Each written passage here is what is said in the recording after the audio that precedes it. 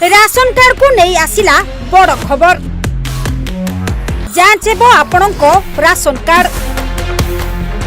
योग्य विवेचित हेले कार्ड रे चाउल पाइबे, अयोग्य हेले हेई पारे कार्यानुष्ठान। राशन कार्ड हिताधिकारी पाई आसिला बड़ खबर। एणिकी आउ सहज हेबनी कार्ड रे चाउल नेबा। पूरा विवरणी न मिलिबा जाए आपणଙ୍କ डीलर ठारू चाउल आपण उठै परिबेनी। संपूर्ण भावरे जांच हेबो आपणଙ୍କ राशन कार्ड। जदि आपण एही कार्ड पाई प्रकृत रे योग्य विवेचित हेबे तेबे आपण एही कार्ड जरिया रे चाउल नै परिबे। अयोग्य हिताधिकारी कार्ड तुरंत रद्द करि दिया जिवो।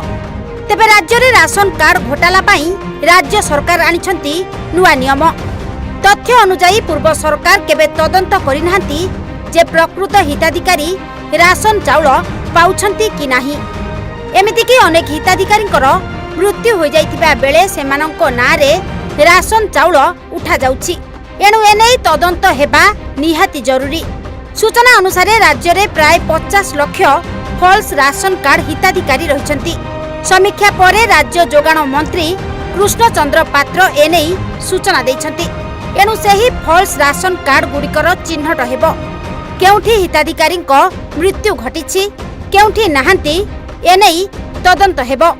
चिन्हट परे तुरंत राशन कार्ड प्रत्याहार करि नियाजिबो बोली कहिसंती खाद्य जोगाण मंत्री। एहा सह फॉल्स कार्ड प्रत्याहार करा जाई नुआ हिताधिकारी को एही योजना रे शामिल करा जिवो। जेउ माने प्रकृत रे राशन कार्ड हिताधिकारी हेबाकू योग्य केवल सेही नुआ हिताधिकारी को कार्ड दिया जिवो।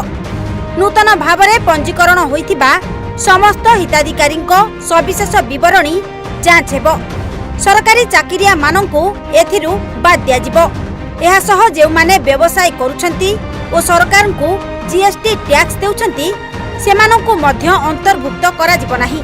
एमिति कि आवेदनकारी घर बाड़ी जांच हेबो बोली जणा पड़िछि। Bureau report Odisha Bhaskar.